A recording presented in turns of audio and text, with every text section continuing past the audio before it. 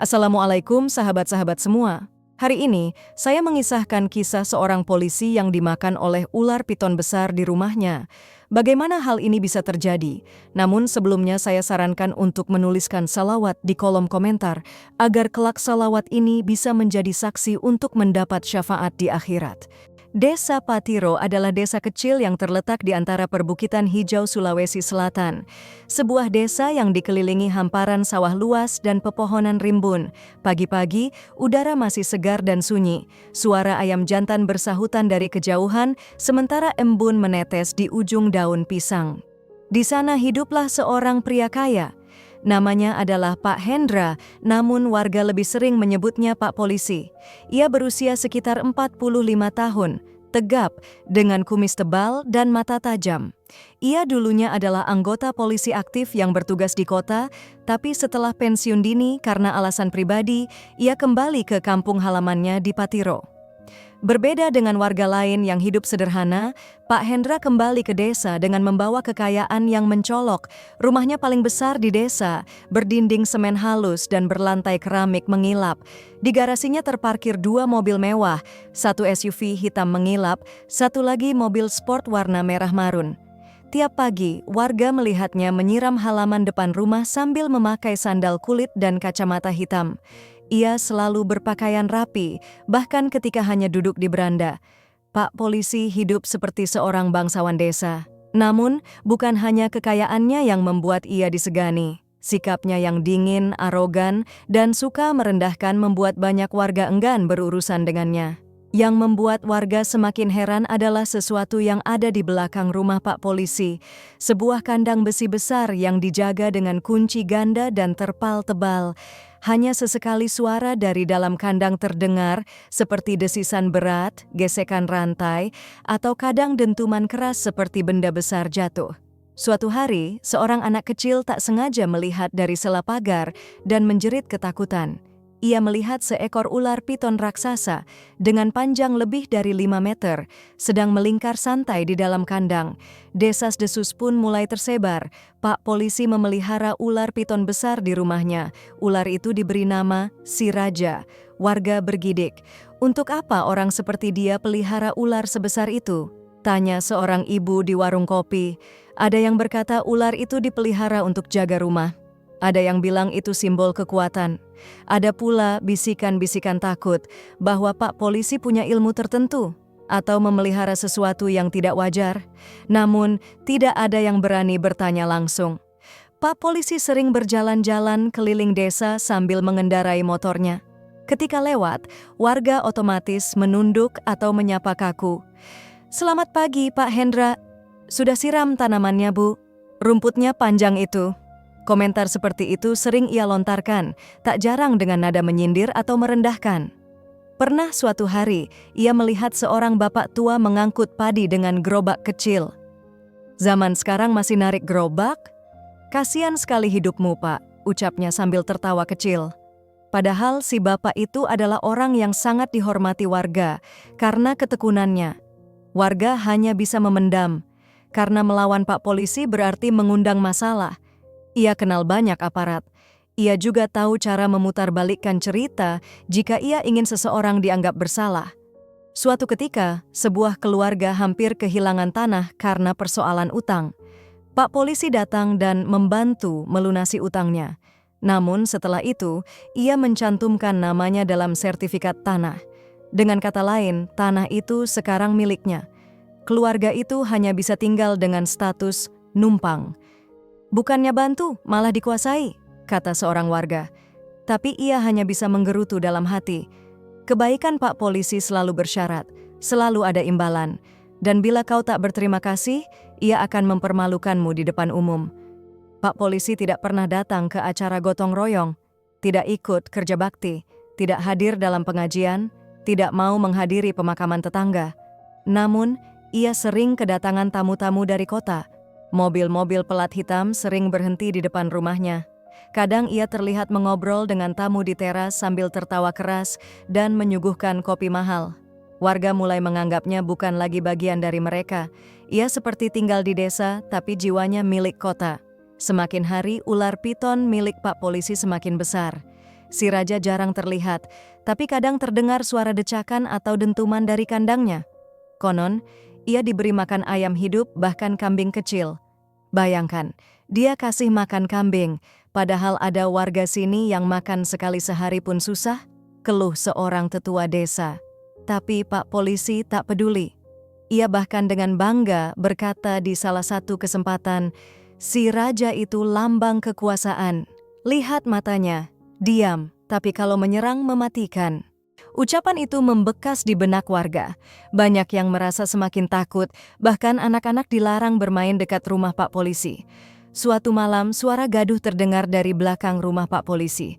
Tetangga terdekat sempat mendengar suara rantai terguncang keras dan teriakan aneh seperti seseorang ketakutan. Namun keesokan harinya, Pak Polisi tetap keluar seperti biasa, seolah tidak terjadi apa-apa. Warga mulai bertanya-tanya, "Ada apa dengan ular itu?" Pak Polisi hanya menjawab dengan datar, "Dia hanya lapar. Ular itu seperti saya. Kalau lapar, bisa jadi berbahaya."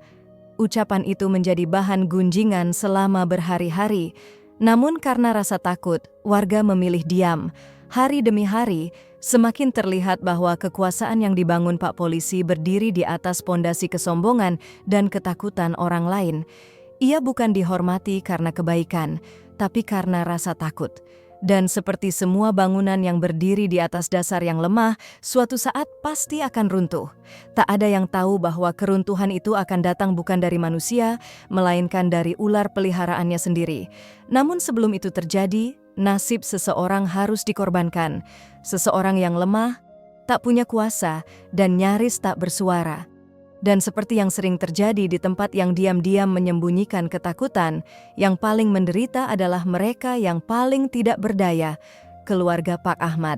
Pak Ahmad tinggal di sebuah rumah tua beratap seng, berdinding papan yang sudah mulai miring. Lokasinya di ujung desa Patiro, hampir menyatu dengan pematang sawah. Di rumah kecil itulah ia tinggal bersama istrinya, Bu Fatimah, dan seorang anak laki-laki berusia 19 tahun bernama Rizky. Pak Ahmad bekerja sebagai buruh tani. Kadang menyemprot sawah orang, kadang mencangkul lahan milik tetangga. Penghasilannya tidak tetap. Kadang cukup untuk makan sehari 2 kali, kadang harus meminjam beras dari tetangga. Bu Fatimah berjualan kue basah setiap pagi, berkeliling dari rumah ke rumah sambil membawa tampah berisi onde-onde, pisang goreng, dan barongko. Ia tersenyum dalam segala kondisi, meski tubuhnya kurus dan wajahnya tampak kelelahan. Sementara Rizky, anak semata wayang mereka, adalah sosok yang misterius. Ia jarang keluar rumah, tidak ikut bertani, tidak ikut jualan, dan tidak pernah terlihat berbincang dengan warga. Orang-orang mulai bertanya-tanya. 3 bulan setelah Lebaran, tiba-tiba terjadi perubahan mencolok di rumah Pak Ahmad. Sebuah motor Matic baru warna biru terparkir di depan rumah mereka. Beberapa hari kemudian, tukang bangunan mulai merenovasi bagian depan rumah, mengganti kayu rapuh dengan dinding semen, mengecat pagar bambu, dan memasang genteng baru. Warga terkejut, beberapa merasa senang, tetapi tak sedikit yang mencurigai. "Loh, kok bisa ya? Bukannya mereka cuma buruh?" Jangan-jangan itu pesugihan. Ada-ada saja, si Rizky itu aneh, pendiam, siapa tahu menyimpan rahasia. Gosip pelan-pelan menyebar, dan seperti api kecil yang dikipasi angin, percikan kecurigaan itu meledak saat sampai ke telinga orang yang salah, Pak Polisi.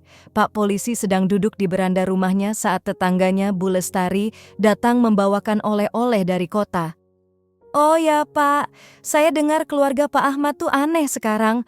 Katanya mereka merenovasi rumah, anaknya beli motor, tapi kerjaannya apa? Aneh ya?" Pak Polisi langsung menoleh tajam. "Rizky, anak itu yang tidak pernah keluar rumah?" "Iya, dulu rumahnya hampir ambruk, sekarang dipoles cantik. Bisa jadi..." "Ya gitu Pak, pesugihan." Pak Polisi menyipitkan mata. Tidak butuh waktu lama baginya untuk merasa bahwa ada yang tidak beres. Baginya, warga miskin tidak seharusnya mendadak kaya. Itu menyinggung harga dirinya sebagai pemilik kekuasaan tak tertulis di desa itu. "Lain kalau kaya datang dari usaha, ya saya senang," ujarnya dengan nada angkuh. "Tapi kalau dari cara yang salah, harus dibongkar." Keesokan harinya, gosip berubah menjadi tuduhan. Pak polisi datang ke warung kopi yang biasa ramai oleh warga. "Saya mau kasih tahu saja ya," katanya keras hingga semua orang terdiam. "Ada keluarga di sini yang tiba-tiba jadi kaya, padahal tak punya usaha. Saya curiga jangan-jangan mereka pelihara tuyul atau ikut pesugihan." "Siapa, Pak?" "Sudah, kalian pasti tahu sendiri. Yang tinggal dekat sawah itu, anaknya aneh, selalu mengurung diri." Bisik-bisik berubah jadi desas-desus. Desas-desus berubah jadi pengucilan. Warga yang dulu suka menyapa Pak Ahmad kini menutup pintu saat ia lewat. Kue dagangan Bu Fatimah tak laku lagi. Ada yang dengan sinis berkata, "Maaf ya Bu, saya takut beli, nanti jadi bagian tumbal." Anak-anak dilarang bermain dekat rumah mereka. Bahkan beberapa orang tua diam-diam menyuruh anaknya menjauh dari Rizky. Bu Fatimah menangis dalam diam. Pak Ahmad hanya bisa menatap sawah kosong setiap sore, kehilangan pekerjaannya karena dianggap mencurigakan. Rizky adalah anak yang pintar. Sejak kecil, ia suka merekam ibunya memasak dengan kamera HP tua. Saat usianya 17 tahun, ia mulai belajar mengedit video dan diam-diam mengunggah konten ke YouTube. Ia tak pernah bicara pada siapapun tentang itu, bahkan kepada ayah dan ibunya. Ia hanya berkata, "Saya ingin membahagiakan bapak dan ibu nanti, tunggu waktunya."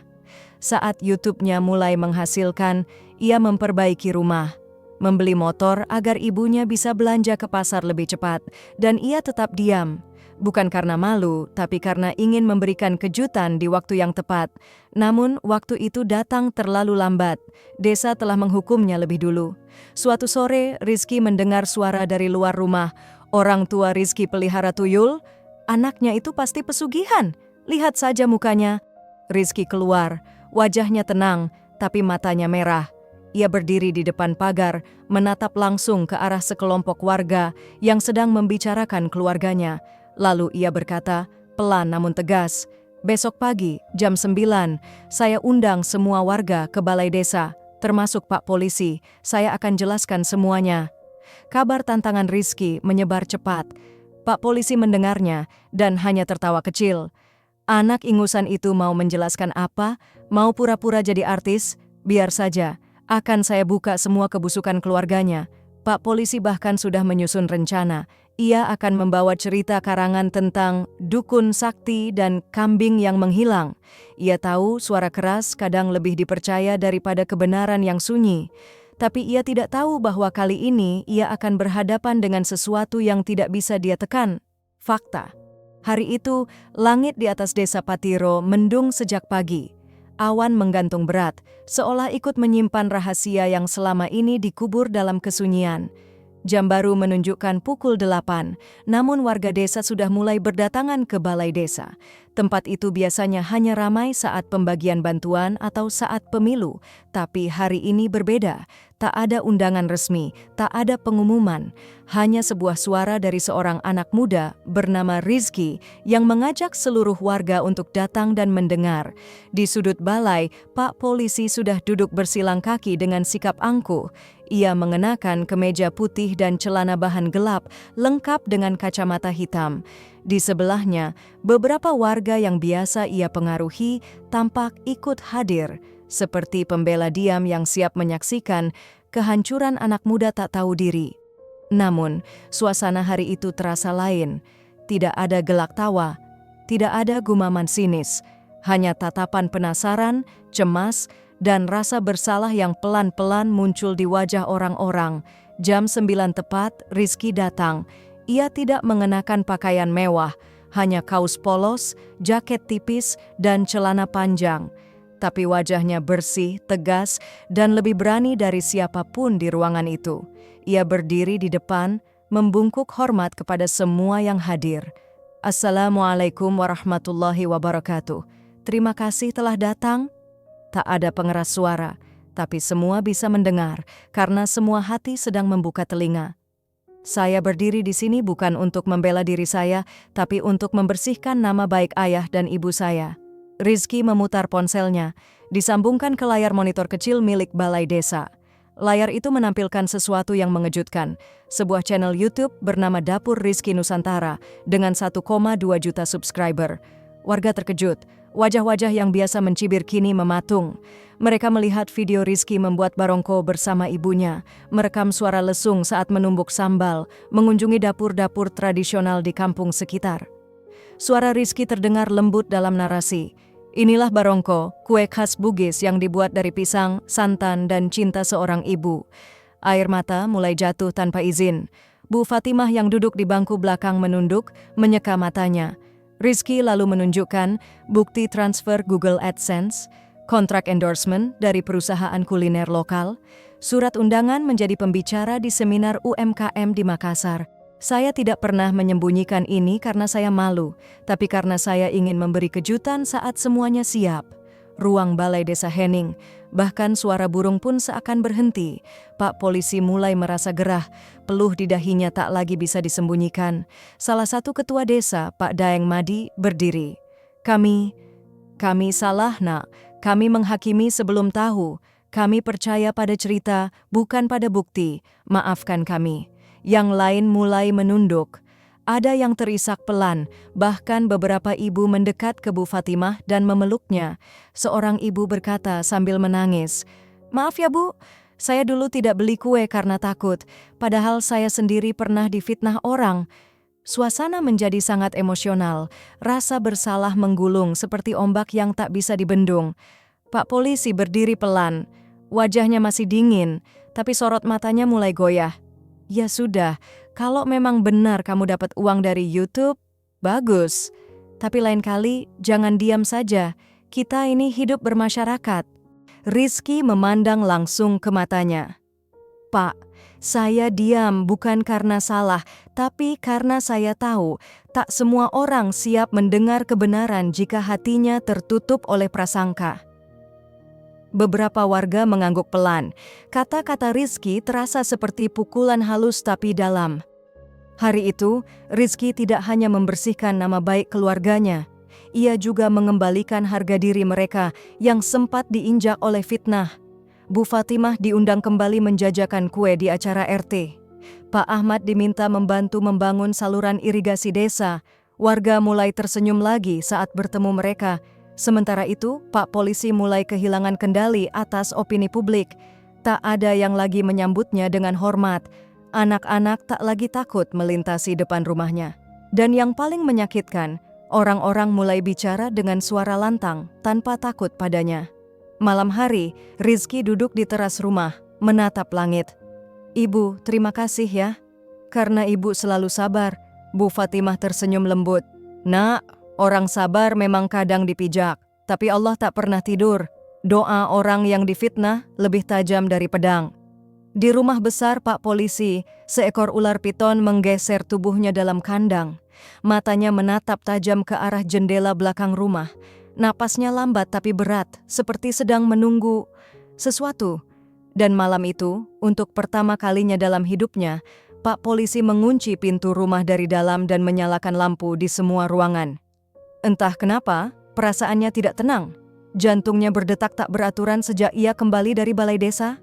Malam tampak lebih sunyi dari biasanya, dan suara dari kandang belakang terasa seperti bisikan yang menggema dalam pikirannya.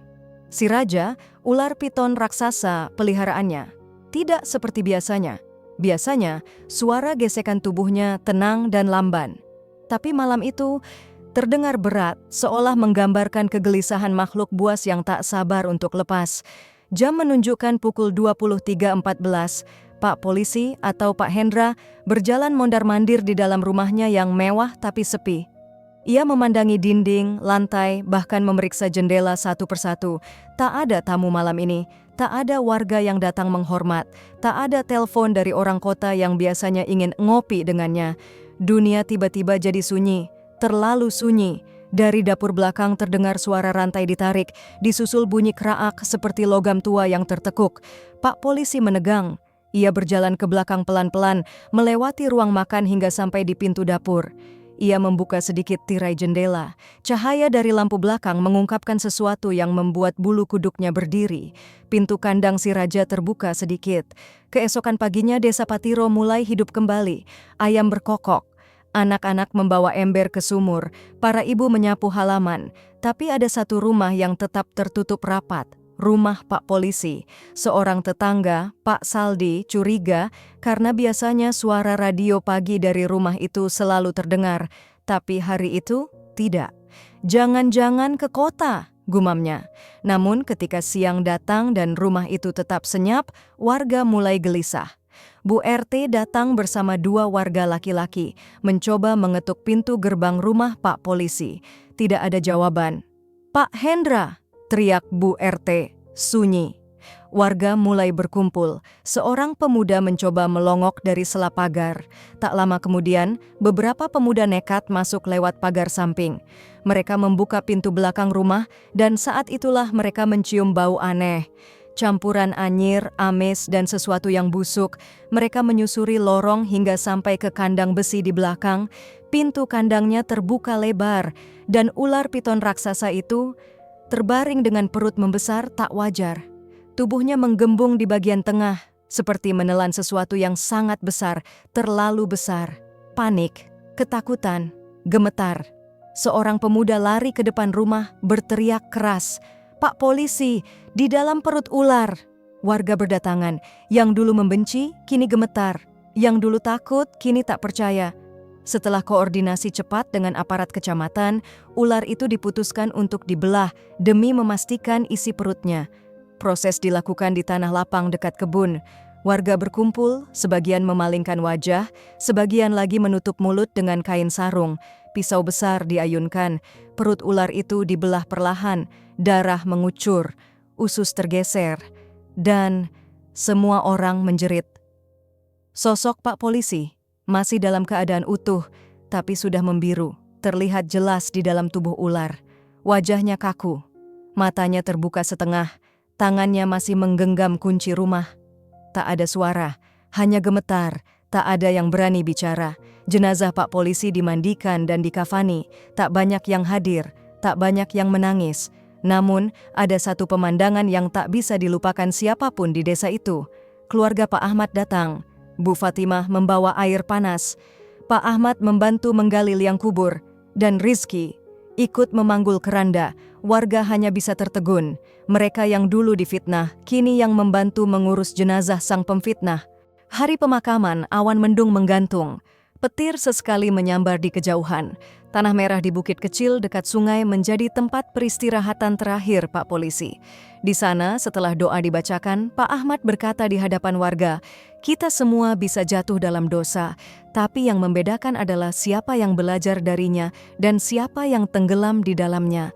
Hari ini kita tidak hanya mengubur seorang manusia, kita juga mengubur kesombongan, fitnah, dan kebencian yang pernah membusuk di desa ini."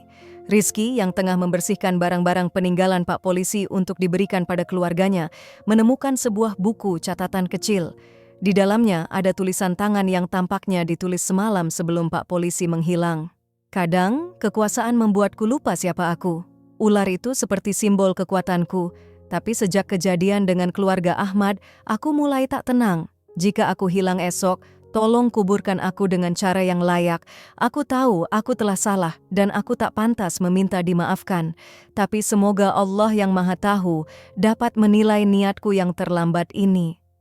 Rizky memegang buku itu lama. Ia menatap langit senja desa Patiro dan berbisik, "Semoga Allah menerima niatmu, Pak. Semoga kisah ini dapat kita ambil sebuah pelajaran. Terima kasih atas perhatian Anda semua. Wassalamualaikum warahmatullahi wabarakatuh."